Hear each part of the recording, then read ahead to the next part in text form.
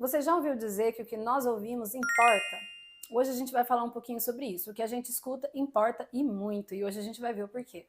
A música, a poesia e a arte, elas tocam muito profundo nas nossas emoções, tocam nos nossos sentidos, e é por isso que elas têm um poder tão grande de influenciar o que a gente pensa, o que a gente acredita e muitas vezes até a maneira como a gente vive. Bom, vocês já sabem que eu tô nessa ideia, nessa tentativa de fazer os vídeos um pouco mais dinâmicos, batendo um papo mesmo com vocês. Então eu tô com o meu roteiro aqui na frente, eu vou passando por ele, a gente vai conversando. Eu acho que assim o vídeo fica mais realista, não fica tão recortado. Então vocês me contam aqui depois o que vocês acham desse modelo de vídeo, com menos edição, conversando mais diretamente com vocês, tá bom? Tudo que é carregado de emoção parece que encontra um lugar mais profundo no nosso coração. E foi exatamente isso que o Antônio Gramsci, um grande ativista político e também filósofo no período do regime do Mussolini, percebeu de uma forma pioneira, quando muito pouco se falava sobre isso, né?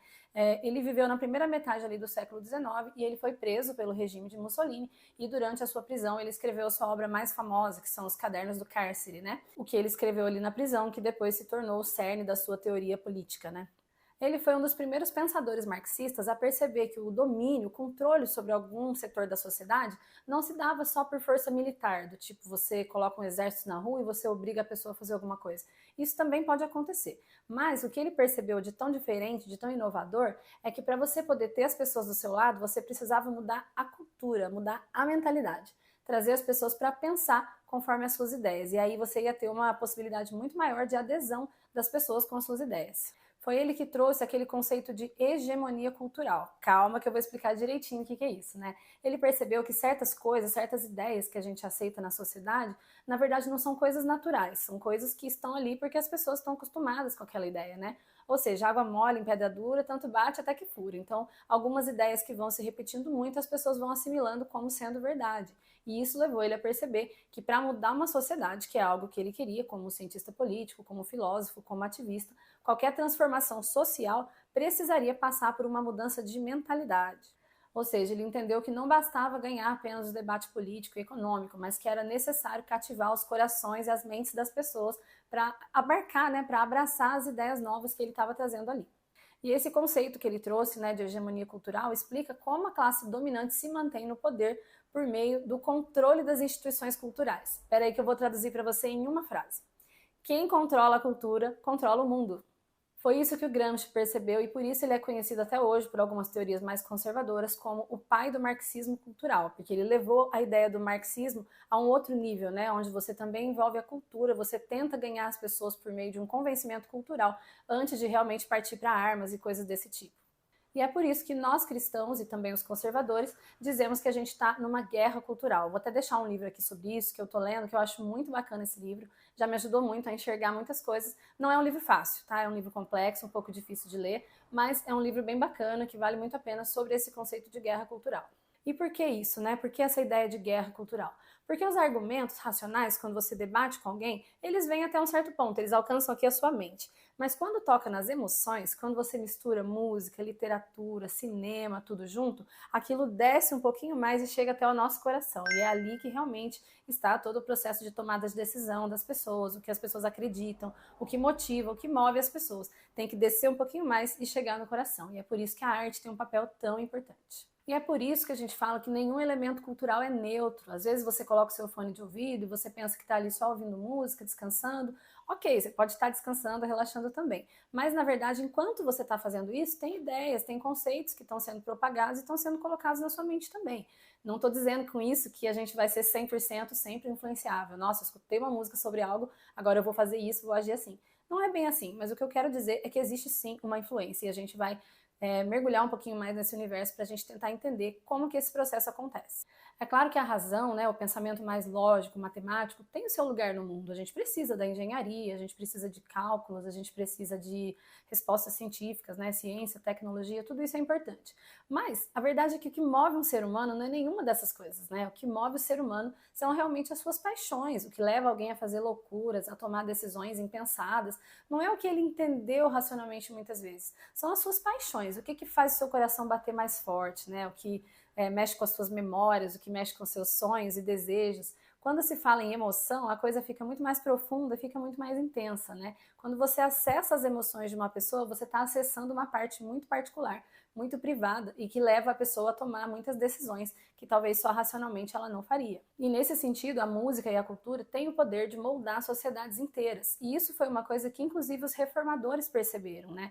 Essa ideia de trazer a música no idioma das pessoas dentro do culto parte desse princípio de que a música também tem um caráter formativo e educativo. Ela é adoração, ela é cantada em direção a Deus, sim, mas ela também tem esse papel de educar, de instruir. Como? Como funciona isso na prática? Quando uma congregação começa a cantar sobre o caráter de Deus, sobre quem Deus é, sobre o que Deus fez, ela está sendo educada, ela está repetindo aquele catecismo ali, né? Nossa, Deus é isso, Deus é assim, Deus tem esse poder, Deus tem esse atributo, Deus salvou a humanidade dessa forma. Então, na verdade, aquela ideia, né, aquela repetição sendo colocada ali nos hinos e nos louvores, tem uma função também pedagógica e didática, de levar a igreja a repetir, memorizar, decorar e internalizar essas verdades bíblicas.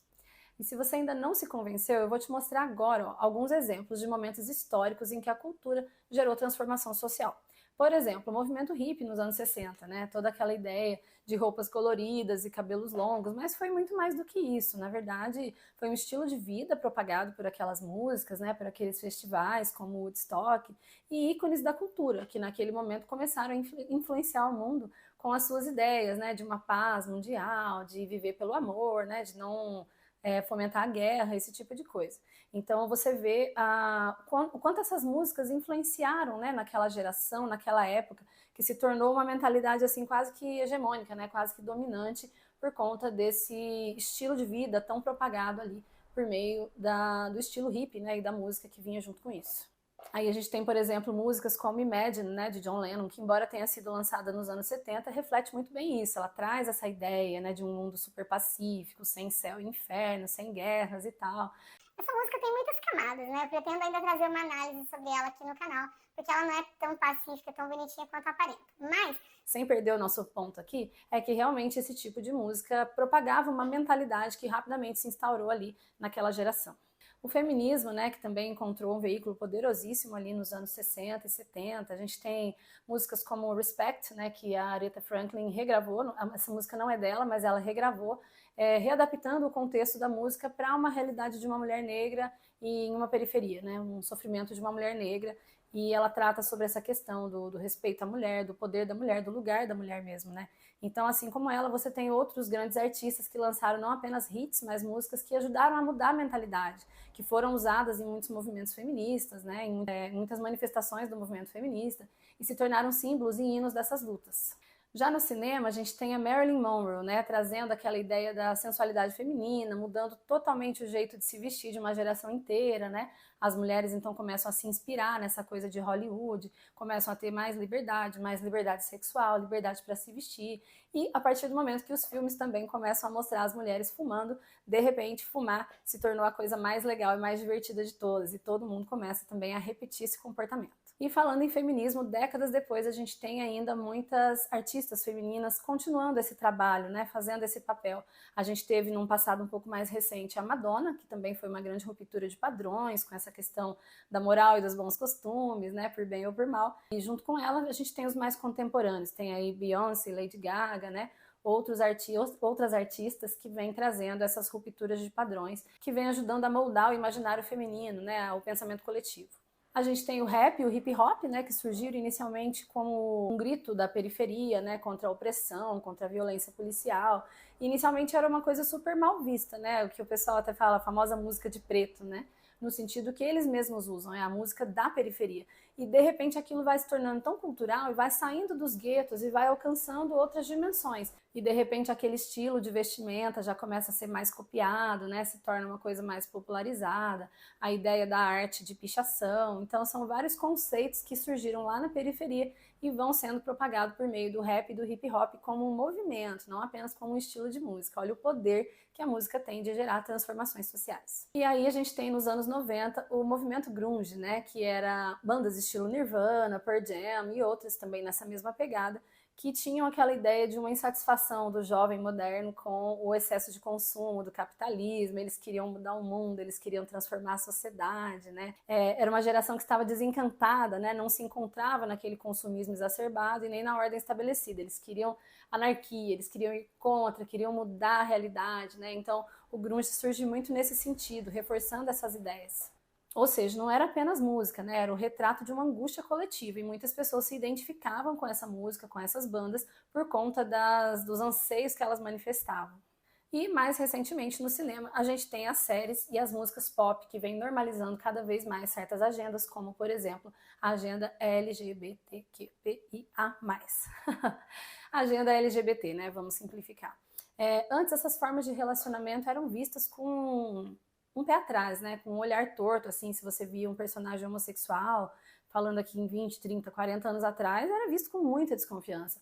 Agora, de repente, está normalizado, né? A gente começou a ver aí casais homossexuais nos filmes, músicas também retratando certos tipos de relacionamentos não tradicionais, e o cinema tem uma função preponderante nisso, né? Em transformar isso em algo um pouco mais normalizado. E hoje também com os streamings, né? Como Netflix, Amazon Prime, esse tipo de coisa, a gente vai vendo cada vez mais e aquilo vai se tornando normalizado. Hoje em dia não é nada estranho assistir algum programa, algum filme que traga essa temática, porque aquilo já se internalizou para a nossa sociedade, para a nossa cultura, é completamente normal. E nesse sentido, o entretenimento deixa de ser só entretenimento e passa a ser uma ferramenta para ajudar a moldar a mentalidade. Lembra lá do Antônio Gramsci? Nenhuma mudança social acontece sem uma mudança de mentalidade primeiro. Então esses exemplos nos ajudam a lembrar que nenhuma forma de arte é neutra, né? Ela sempre carrega ali uma visão de mundo e quando ela toca as nossas emoções, ela consegue penetrar em áreas onde o argumento racional simplesmente não conseguiria. Quer ver na prática? Se alguém chega para você hoje e fala assim, olha, se você engravidar amanhã ou depois, pode abortar porque é legal, é bom para você e é uma escolha que vai transformar a sua vida. Se você é um pouquinho mais conservador, ou mais conservadora no caso, você vai olhar com desconfiança para essa informação, né? As coisas não são assim. Vai falar, peraí, né? Não é tão simples, calma lá, né? Não estou convencido. Não é uma coisa que você apenas joga para uma pessoa e ela já compra essa ideia. Se ela é, assim, um pouco mais conservadora, se ela tem valores morais, religiosos, por exemplo. Agora, num caso real, como o da atriz Michelle Williams. Essa atriz, ela foi receber uma premiação do Globo de Ouro, referente a um dos seus papéis em uma série, parece, americana, e quando ela foi dar o seu discurso de agradecimento, né, falar como ela enxergava essa sua conquista, essa sua vitória, ela agradeceu ao direito ao aborto. Ela agradeceu ao fato dela ter feito um aborto na sua juventude, que permitiu que a sua carreira não fosse pausada por conta daquela gestação e que sim, ela continuasse trabalhando até poder, enfim, alcançar o reconhecimento que ela estava tendo naquela noite. Quando você vê uma situação como essa, você percebe que vai entrando na nossa cultura e na nossa mentalidade uma normalização, né? Então, é diferente uma pessoa chegar para você e falar, olha, aborte que é bom. E outra coisa é essa pessoa chegar ali num auge de conquista e falar, olha só o que eu conquistei graças ao direito de escolha. E eles vão usar, assim, vários eufemismos, várias palavras para tornar isso mais leve. Eles nunca vão dizer aborto, direito ao homicídio, ao assassinato. Eles vão dizer assim, direito de escolha, direitos reprodutivos, direitos sobre o próprio corpo, mas na verdade, gente, são todos sinônimos, né? Todos esses termos, todas essas expressões se referem ao direito, entre aspas, que eles entendem como um direito, de você tirar a vida de outro ser humano se você entender que naquele momento aquela gestação te atrapalharia em vez de te ajudar. Então, isso são formas pelas quais essas pessoas são ferramentas tão poderosas, né, de ajudar a incutir certas ideias na nossa mente que de outra forma não entrariam. Um outro exemplo muito interessante é o da Jenna Ortega, que é essa mocinha aqui que fez a Wandinha na série, né, que tá bombando aí na Netflix. E essa menina, logo quando a série estreou, na primeira temporada, ela foi um must, assim, né, só se falava dela, ai, ela é linda, ela é maravilhosa, ela é talentosa e não sei o quê. E essa série foi extremamente popular entre adolescentes, né, muitas pessoas estavam ali acompanhando e seguindo até mesmo a atriz como um modelo, né? Não só a personagem, mas também a atriz. E nessa época, exatamente em que estava bombando desse jeito, quando ela surgiu, quando ela estourou, se você fosse até o Instagram dela, na bio, ali onde você tem a descrição da pessoa, o que você encontrava lá? Um link direcionando você para a página da Planned Parenthood, que é a maior clínica de aborto já criada nos Estados Unidos, né? Uma clínica que, sabidamente, aí já praticou mais de 1 milhão de abortos e continua fazendo isso todos os anos, né? Então você se pergunta, né? Por que uma menina tão jovem, né, no início da sua carreira, teria um link para essa agência assim do nada, não tem nada escrito, não está escrito apoie, doe, nada disso, ela só tem ali na descrição, ali onde você coloca quem você é, ela tem ali o linkzinho. Então o que ela está dizendo ali de uma forma sutil e subliminar? O que ela está dizendo é que essas são as batalhas pelas quais ela se posiciona, pelas quais ela luta, né? Ela está dizendo que ela concorda com aquela instituição, que ela está endossando aquela instituição, e aí usando aquele momento de maior fama dela para apontar as pessoas para conhecer esse trabalho e para ver que aquilo é uma coisa normal, né, uma coisa natural. Então, esse é o grande poder, né, que essas pessoas que estão na mídia têm de moldar a sociedade como um todo. Pois é, e a finalidade dessa revolução cultural, desses pensamentos que vão sendo colocados é apenas um, né? O foco se volta para o indivíduo e as pessoas estão cada vez mais buscando exercer a sua essência, né? Ser quem elas são, ser quem elas querem ser. E a mensagem passada em massa, né, por esses meios de comunicação é que você deve viver tudo que te faz feliz. Se te faz bem, então é válido, então é verdadeiro. Essa é a mensagem principal que a gente escuta no mainstream hoje, né? Que é mainstream nada mais é do que a mentalidade dominante, né? Então, a mentalidade de hoje é essa: escute seu coração, faça o que te faz feliz. E por isso que é encorajado todo tipo de amor, todo tipo de vida, né? Qualquer estilo de vida hoje, rebelde, sem regras, vivido pelo prazer, né? Todos esses estilos de vida são completamente endossados por essa teoria, por essa cultura de que o que importa é você estar feliz, né? Você não tem um Deus para prestar contas, a sua vida não tem nenhum propósito, o que importa é o aqui e o agora mesmo, né? E no cristianismo não é verdadeiro que qualquer modo de vida serve. Isso não é uma verdade para nós. No cristianismo a gente entende que o único modo de vida possível é aquele que glorifica a Deus, né? Que traz glória a Deus. Então todas essas mentiras, elas são desmascaradas à luz da cosmovisão cristã, né? Porque a Bíblia vai nos dizer que nós fomos criados em Deus para as boas obras. E é por isso que essa ideia de Deus é tão irritante para as pessoas na sociedade de hoje, porque Deus ele é visto apenas como um tirano, como um ditador que está ali para colocar cercas, né, para delimitar um monte de coisa que a gente não pode fazer, e assim ele se torna alguém que nos impede de alcançar o nosso verdadeiro eu, de exercer a nossa essência, de amar quem a gente quer amar, enfim, de ser quem a gente quer ser. E por isso, então, que a ideia de Deus é tão rejeitada. Eu sempre repito essa ideia e eu acho que ela cabe aqui de novo, né? Que no fundo a gente tem sempre a mesma mentira de Gênesis 3 sendo repetida, que é a mentira que a serpente contou para Eva, de que Deus não era tão bom assim, estava privando ela de alguma coisa que iria ser boa para ela, né? Então fez ela repensar se realmente todo aquele cuidado de Deus era porque ele era bom ou porque na verdade ele estava escondendo algo dela que ele não queria que ela experimentasse, que era algo muito maravilhoso que ele não queria que ela experimentasse. E eu sempre concluo essa ideia dizendo que 2000 anos se passaram e a estratégia continua a mesma. É fazer com que você desconfie de que o plano de Deus para a sua vida é bom, ou se realmente ele está só te privando de algo porque ele é mau, porque ele é tirano e porque ele não quer deixar você viver todas as suas paixões. E concluindo, é por isso que a gente tem que estar tão atento, né? Porque a música ela já provou para nós ao longo da história, não só a música, mas também a arte, o cinema, enfim, todas essas artes já nos provaram ao longo da história que elas têm um grande poder de moldar o nosso imaginário, né? De moldar a nossa cultura como um todo. A gente precisa lembrar que a música e a cultura em geral podem tanto nos aproximar quanto podem nos afastar de Deus. E é isso que a gente não pode perder de vista em nenhum momento, se a gente não quiser ser influenciado, até mesmo sem perceber. Então, da próxima vez que você pegar os seus fones de ouvido, lembre-se de que você não está apenas relaxando, você também está sendo moldado. O que a gente ouve importa e importa muito. Lembre-se sempre disso. Me conta aqui embaixo o que você achou dessa análise, dessa breve discussão sobre como a arte nos influencia e principalmente ao longo da história a gente teve alguns eventos, alguns exemplos dessa situação. Comenta aqui embaixo também se você se lembra de algum outro fato histórico que também foi influenciado pela música ou por algum tipo de arte. Se teve algum fato novo que você aprendeu com esse vídeo, que você ainda não sabia ou não tinha pensado sobre, curta esse vídeo também para me ajudar. A gente está começando, nosso canal é novo, a gente está construindo os inscritos assim do zero, né? Então considere realmente se inscrever e compartilhar com alguém que possa gostar desse tipo de análise. Tem muita coisa boa por vir ainda, já tem milhares de conteúdos que estão aqui, ó, trabalhando na minha cabeça que eu quero trazer para vocês. Então, dá esse apoio pra gente, deixando a sua curtida, o seu comentário, que realmente ajuda demais o YouTube entender que esse conteúdo é relevante e entregar para mais pessoas também serem edificadas. No mais, fica comigo aqui nesse canal para você acompanhar tudo e não perder nada. E a gente se vê no próximo vídeo. Tchau, tchau!